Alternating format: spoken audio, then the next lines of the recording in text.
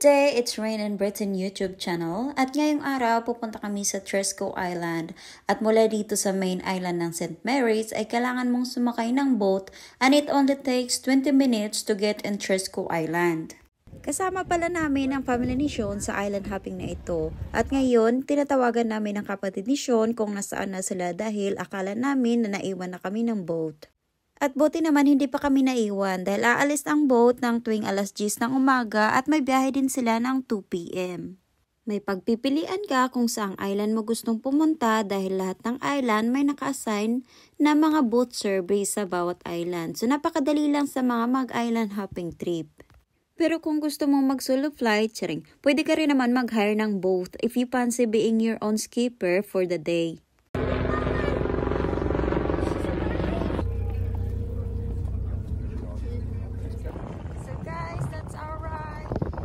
And here we are, dito na kami sa island. So ngayon, lalagyan ko muna si Eloise ng sunscreen dahil medyo matirik ang araw.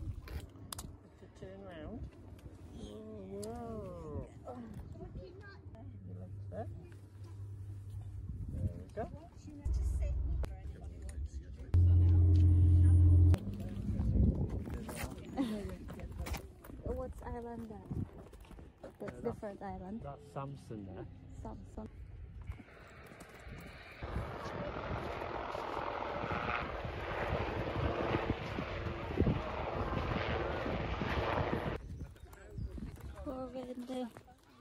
Tresco Abbey.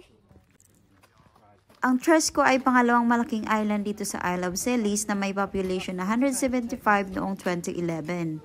Bago ng aming exploration today, dumaan muna kami dito sa cafe para mag-refreshment. Wow, they're massive! At syempre, aking munang ibida ang kanilang masarap na cake at meron din silang mga hot foods, especially ang kanilang soup of the day. At dito nga, isa sa aming kasamahan sa island hopping, napansin ng aking kuko na ang ganda daw. O diba, kahit saan tayo pupunta, may papansin sa atin. Charing. Sa coffee, guys. Marketplace was cheaper. Yeah. Take one careful. Run. It's in the garden. Then we Oh, this is the garden. Yeah. Oh, I thought we're going to the castle. We're going to the castle. So ngayon guys, papunta kami sa Tresco Castle. Ito yung Tresco Garden. 3, 5, 6,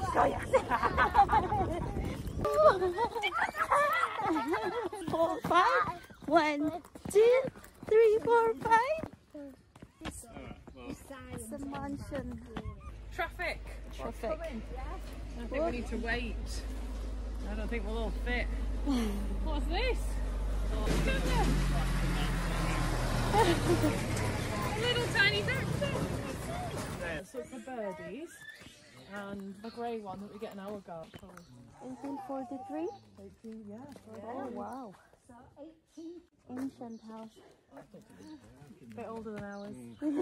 But not as old. No, our old house is older. Is it? 1553. Oh. To get off my bike to walk up the hill. Little Molly. Oh, another track. What traffic? So that's where we're going. Just the store, Tresco Abbey Gardens, and this where we're going now.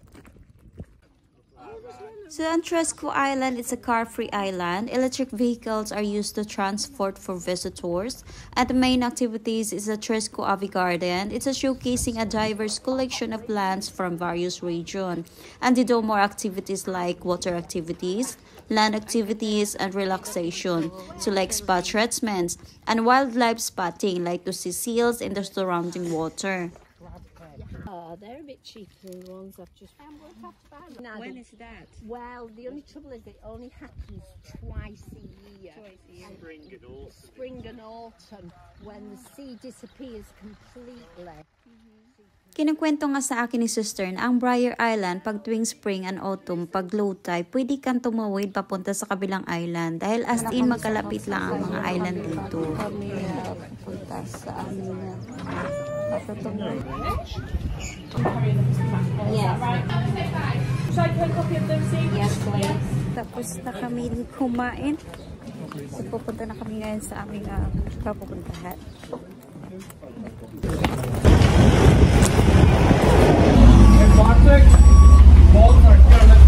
Dapat na kami dito, oh. That's the Briar Island. Eh, hindi kami nakalaot papunta ng Briar Island kasi the tide is very low. So the boat can get in. So that's the Cromwell's Castle.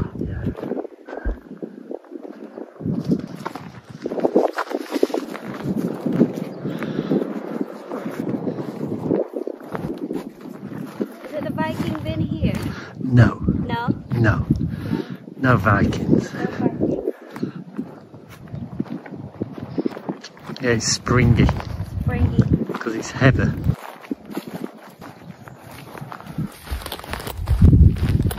It's very wiggly.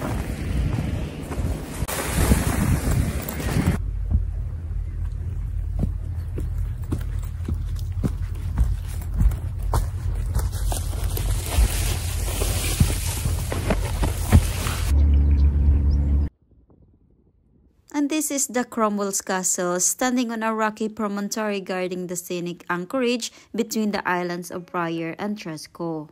During the period of English Civil War, which occurred between 1642 and 1646, the Isle of Scilly had been staunch supporters of the royalist cause of the King Charles I and arose rebellion against Parliament in 1648. The castle is comprised of a two-story tower measuring 20 feet, 6.1 meters wide, and 50 feet in 15 meters in height with the 13 feet thick walls.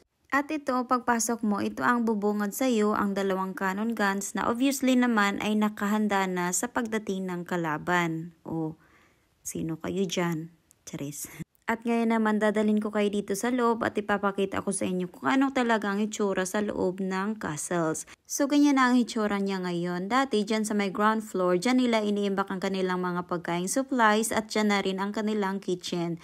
So, makikita nyo kung gaano ito katibay at kakapal ng pagkakatay nitong castles na ito. At dito sa first floor, ito na rin ang kanilang tulugan. Kung makikita nyo, may hagdan. At ngayon pupunta tayo sa taas kung saan ang kanilang quarters at mga magazines at dito na rin ang kanilang lookout. So dito sa top floor, ang babungad sa iyo, madami mga butas-butas kasi yan yung mga gun hole. 6 gun ports allowing a battery for a good angle of firing, kaya yan ang purpose ng mga butas na yan.